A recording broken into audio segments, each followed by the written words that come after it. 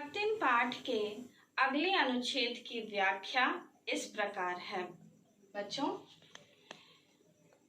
इस पूरे अनुच्छेद में जो मैं आपको अब पढ़ाने जा रही हूँ, इसमें लेखिका महादेवी वर्मा ने भक्तिन का उनके परिचित और साहित्यिक मित्रों से कैसा व्यवहार था, उनके से किस तरह का वो संबंध रखती थी, उनको किस नाम से संबोधित करती थी, किस तरह उनको आदर भाव देती थी, इन सारी बातों की चर्चा इस अनुच्छेद में किया गया है, जो इस प्रकार है।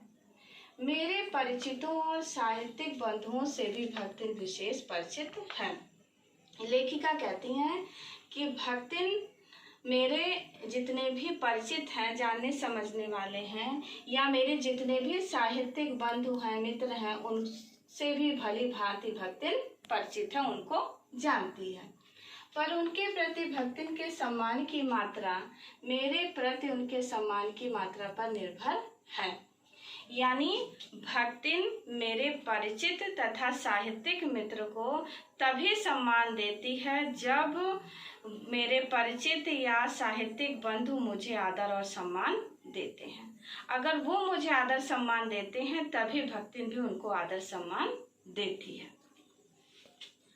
और सद्भाव उनके प्रति मेरे सद्भाव से निश्चित होता है, और सद्भाव उनके प्रति मेरे सद्भाव से निश्चित होता है। और भक्तिन उनके साथ अच्छा भाव रखती है अगर वो मेरे प्रति, लेखिका कहती हैं कि अगर मेरे परिचित साहित्यिक मित्र मेरे प्रति सम्मान का आदर का भाव रखते हैं तो उनको देख करके वह भी उनके प्रति सद्भाव रखती है। इस संबंध में भक्तिन की सहज बुद्धि विस्मित कर देने वाली है। इस तरह कैसे वो मेरे साहित्यिक मित्रों के प्रति सम्मान रखती है, उनको आदर देती है।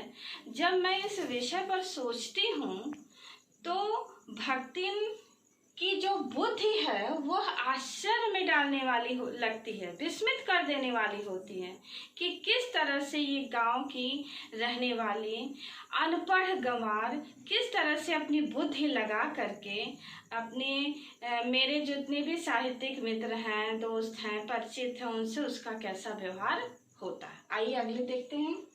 वह किसी को आकार, प्रकार और वेशभूषा से स्मरण करती है। भक्तिन बहुत पढ़ी लिखी नहीं है, इसलिए ना तो वह किसी के का नाम अच्छे से उच्चारण कर पाती है और ना ही किसी का नाम उसको जल्दी याद होता है। तो मेरे घर मेरे अगर कोई परिचित आते हैं, साहित्यिक मित्र आते हैं, तो वह उनके आकार प्रकार यानी उनकी लंबाई, चौड़ाई, मोटाई, रंग आदि को देख करके और उनकी वेशभूषा, वो किस तरह से कपड़ा पहने हुए हैं, उन सब को देख करके उनको याद रखती है कि फलाने वो आए थे, इस तरह से। और किसी को नाम के अपभ्रंश द्वारा, और किसी का नाम अगर नहीं अच्छे से जानती है तो अपभ्रंश शब्द का अर्थ होता है बिगड़ा हुआ रूप। किसी शब्द का बिगड़ा हुआ रूप अपभ्रंश कहलाता है।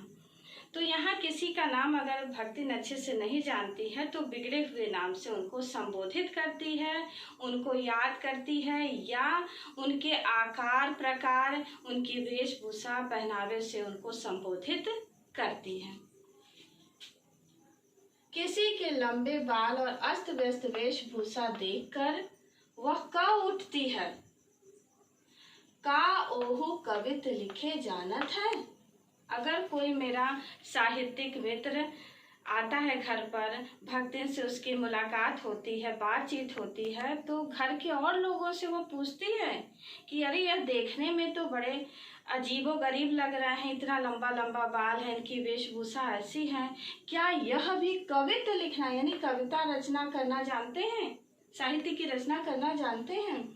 और तुरंत ही उसकी अवज्ञा प्रकट हो जाती है। अगर कोई कह देता कि हाँ अरे ये तो बहुत बड़े साहित्यकार हैं, रचनाकार हैं, बड़ी बड़ी रचनाएं लिखते हैं, तो उसको बड़ा आश्चर्य होता कि अरे देखने में जो ठीक नहीं लगता उसकी रचना क्या हो सकती है। क्योंकि भक्तिन का ये सोचना था कि उनकी जो मालकिन है महादेवी वर्मा वही सबसे योग्य है, ज्ञानी है और वही अच्छी अच्छी रचनाएं लिख सकती हैं। इसीलिए वो उनकी तुलना औरों से करती और उनमें से अपनी मालकिन को ही हमेशा श्रेष्ठ समझती थी। वो कहती कि अरे जिसकी वेशभूषा ऐसी है, जिसका पहनावा ऐसा है, वो क्या कोई अच्छी रचना कर सकता है। इसीलिए उनके साहित्यिक मित्रों को जब उनको देखती कितने लंबे लंबे बाल हैं, ऐसे हैं, अजीबो गरीब कपड़ा पहने हैं, तो बार बार वो प्रश्न करती कि का ओहो कवित लिखे जानत हैं, क्या ये लोग भी हमारी मालकिन की तरह रचना करना जानते हैं, कविता लिखना जानते हैं। और तुरंत ही उसकी अवज्ञा प्रकट हो जाती। और जैसे ही कोई कहता कि हाँ ये भी बहुत अच्छे बड़े रचनाकार हैं, साहित्यकार हैं, तो तुरंत ही उसकी अवज्ञा प्रकट हो जाती और कहने लगती तब वो कुछ करिया दरिया ना, यानी उनकी वेशभूषा को देख कर कह देती भले वह कितने ज्ञानी हैं, योग्य हैं, लेकिन उसको उसका पता नहीं, और उनके वेशभूषा पहनावे को देख कर कह देती कि अरे वो का करिए धरिए ना, बस गली गली गावत बजावत फिरिए। वो तो ऐसे ऐसे वैसे कवि लेखक हैं, वो तो यहाँ वहाँ गलियों में घूम करके केवल गावत बजावत फिरेंगे। यानी जिस तरह से मेरी मालकिन बहुत बड़ी लेखिका हैं, उनकी पुस्तकें प्रकाशित होती हैं, उस तरह से कि ये लोग इनके साहित्यिक मित्र नहीं दिखते हैं। इस प्रकार लेखिका ने महादेवी वर्मा ने अपनी सेविका भक्तिन के विचार व्यवहार का वर्णन इस तरह से किया है कि वह किसी का आकलन उसकी वेशभूषा, आकार, प्रकार, उसके पहनावे से करती थी, ना कि उसकी बुद्धि से, उसके ज्ञान से।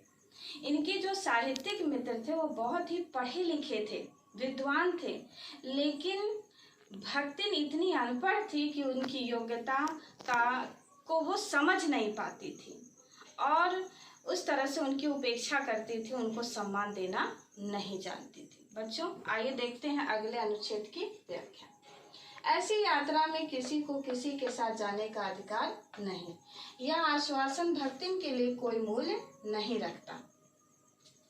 इस अनुच्छेद में महादेवी वर्मा ने उस समय का वर्णन किया है जब देश में स्वतंत्रता आंदोलन चल रहे थे।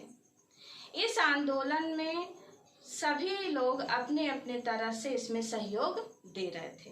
तो उस समय जितने भी साहित्यकार थे, कवि थे, लेखक थे, वो अपनी लेखनी के द्वारा लोगों में देशभक्ति की भावना जगा रहे थे। तो चूंकि अंग्रेजों का शासन था और उस समय ऐसा करने वालों को जेल में जबरदस्ती डाल दिया जाता था, तो अक्सर भक्तिन को महादेवी वर्मा के जितने भी परिचित लोग थे, जितने भी जानने वाले थे, अक्सर ये उनके प्रति संभावना व्यक्त होती थी कि कहीं आप भी जेल में न चले जाएं, आपको भी जेल में न डाल दिया जाए।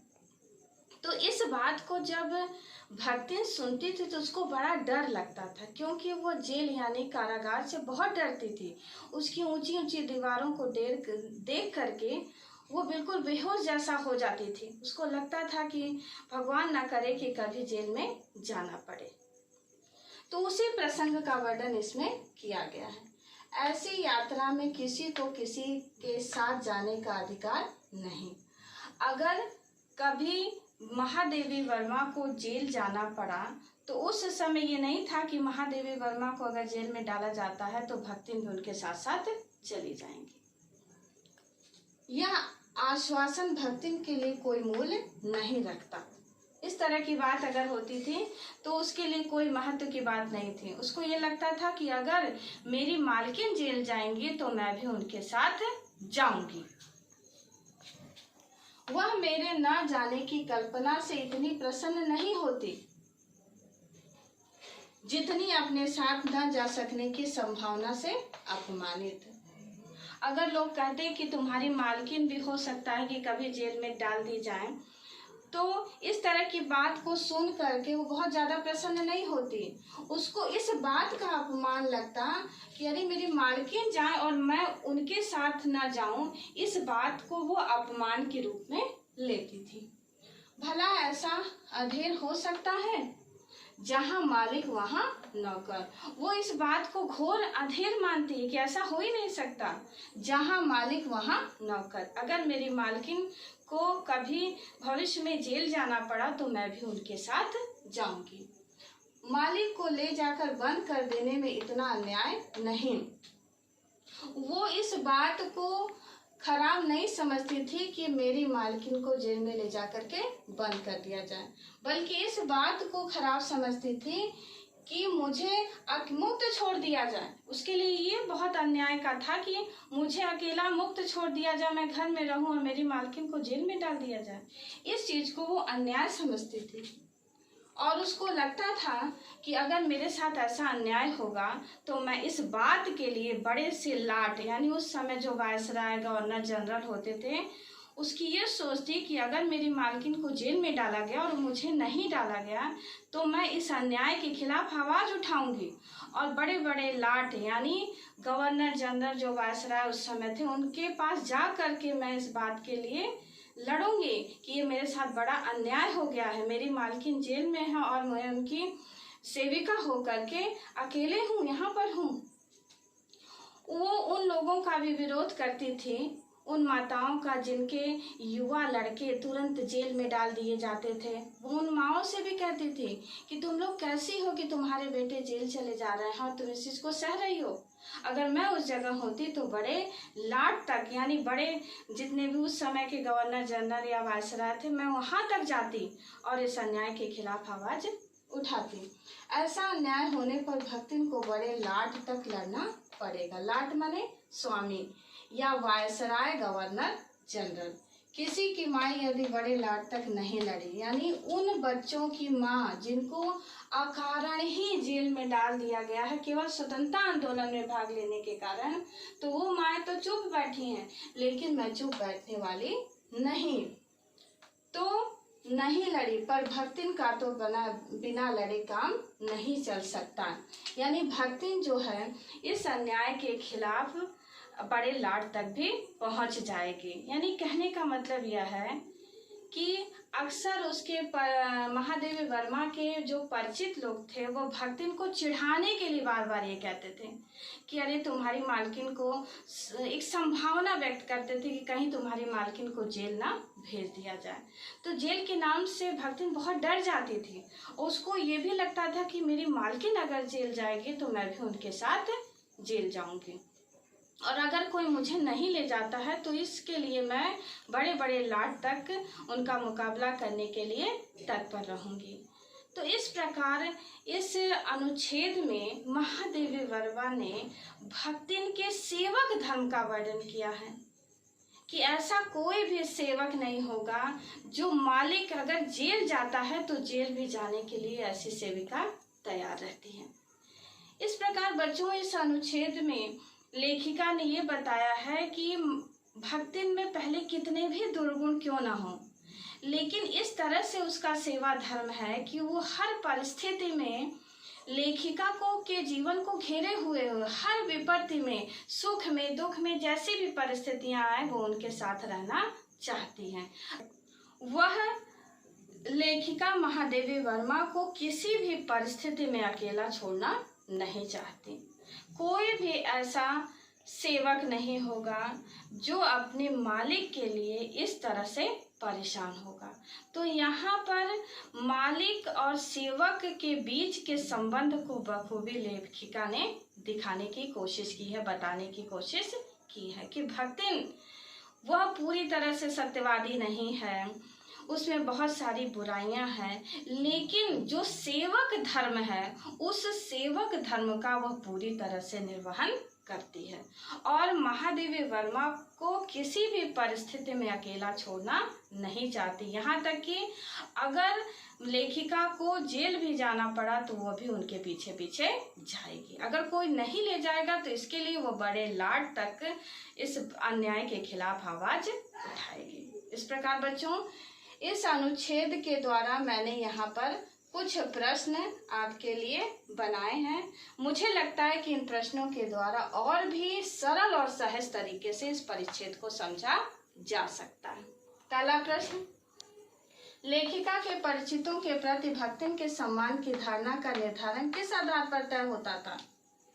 यानी लेखिका के जो परिचित थे, साहित्यिक मित्र थे, अगर वह लेखिका के प्रति सम्मान और आदर का भाव रखते थे, उनको मानते थे, तो इसको देखकर ही भक्तिन भी उनके प्रति उसी तरह का सम्मान रखती थी। दूसरा प्रश्न, लेखिका के परिचितों को भक्तिन किस तरह स्मरण करती है? उनके आकार प्रकार, उनकी वेशभूषा को देख करके या उनके नाम के अपभ्रंश द्वारा, बिगड़े हुए नाम के द्वारा उनको संबोधित करती है या स्मरण करती है। तीसरा, काव्य के विषय में भक्तिन की क्या धारणा है? काव्य के विषय में भक्तिन की धारणा यह है कि उसका काव्य को लेकर के भक्तिन का ज्ञान बहुत बढ़ा हुआ था। चूंकि उनकी मालकिन महादेवी वर्मा बहुत अच्छी अच्छी रचनाएं लिखती थी, तो उनको सुन सुन करके, चूंकि वो पढ़ी लिखी तो थी नहीं, लेकिन सुन सुन करके उसका ज्ञान बढ़ गया था। वह कवि, कौन से कवि अच्छे होते हैं, कौन से बुरे होते हैं, या किसकी रचनाएं बहुत अच्छी हैं, इन सब का आकलन वो करने लगी थी, जबकि वो पढ़ी लिखी नहीं थी। लेखिका कैसी यात्रा की बात कर रही है? लेखिका यहाँ पर जेल जाने की यात्रा की बात कर रहे हैं, क्योंकि उस समय स्वतंत्रता आंदोलन चल रहा था और लेखकों तथा रचनाकारों को भी उनके देशभक्ति से संबंधित जो रचनाएं ये लोग लिखते थे, उसके चलते इनको जेल जाना पड़ता था। तो जेल की यात्रा की संभावना व्यक्त की गई है। अगला प्रश्न, भक्तिन किस बात से अपमानित अनुभव करती है? उसको इस बात से अपमानित अनुभव करती है कि अगर उसकी मालकिन जेल चली जाती हैं और इनको नहीं जेल ले जाया गया तो यह उनके लिए बड़े ही अपमान का विषय, क्योंकि वह किसी भी परिस्थिति में अपनी मालकिन महादेवी वर्मा को छोड़ना नहीं चाहती, चाहे कितनी भी विपत्ति क्यों ना हो। अगला प्रश्न, भक्तिन पहाड़ के बराबर अन्याय किस बात को मानती है? पहाड़ के बराबर अन्याय ये इस बात को मानती है कि उनकी मालकिन जेल चली जाए और इनको घर में अकेला छोड़ दिया जाए। भक्तिन न्याय पाने के लिए क्या निर्णय लेती है?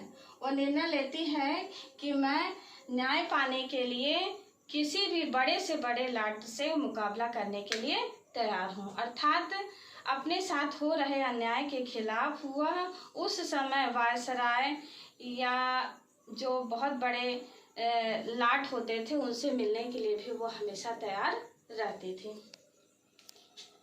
लोक भाषा से क्या तात्पर्य है? बोलचाल की भाषा को लोक भाषा कहते हैं। अक्सर हर क्षेत्र की अपनी एक बोली होती है, उस बोली में जब बातचीत की जाती है तो उसको हम लोक भाषा कहते हैं। अर्थात सामान्य बोलचाल के भाषा को लोक भाषा कहते हैं। इस अनुच्छेद में कहाँ लोक भाषा का प्रयोग हुआ? इस अनुच्छेद में 2 जगह लोक भाषा का प्रयोग हुआ है। पहला, का ओहु कवित लिखे जानत है, और दूसरा है त वो कुछ करिया धरिया ना बस गली गली गावत बजावत फिरे। यहाँ लोक भाषा का प्रयोग किया गया है। इस प्रकार बच्चों, मैंने भक्तिन के जीवन का पूरा वृत्तांत आपके सामने भिन्न भिन्न अनुच्छेदों की व्याख्या करते हुए प्रस्तुत कर दिया है। मैं ऐसी आशा करती हूँ कि आपको ये सभी अनुच्छेद भली भांति समझ में आ गया होगा। अंत में मैं इतना कहना चाहती हूँ कि एक बार पुनः आपको स्मरण दिलाना चाहती हूँ या अपनी बात आप तक सामने रखना चाहती हूँ कि हमें महादेवी वर्मा के द्वारा लिखे इस भक्तिन जो संस्मरणात्मक रेखा चित्र है उसको 4 परिच्छेदों के माध्यम से समझना आवश्यक है। भक्तिन के जीवन को लेखिका ने 4 परिच्छेदों या अध्याय के माध्यम से व्यक्त किया है। प्रथम परिच्छेद, द्वितीय परिच्छेद, तृतीय परिच्छेद और चतुर्थ परिच्छेद। प्रथम परिच्छेद में जन्म से विवाह तक का वर्णन किया है लेखिका ने। द्वितीय परिच्छेद में भक्तिन के वैवाहिक जीवन का वर्णन किया गया है। तृतीय परिच्छेद में विधवा होने से लेकर लेखिका के घर जाने तक का वर्णन लेखिका ने किया है। और चतुर्थ परिच्छेद में भक्तिन के लेखिका के घर पर आने से लेकर जीवन पर्यंत तक का वर्णन लेखिका ने किया है। इस प्रकार 4 परिच्छेदों के माध्यम से भक्तिन के जीवन को हम भली भांति समझ सकते हैं। धन्यवाद।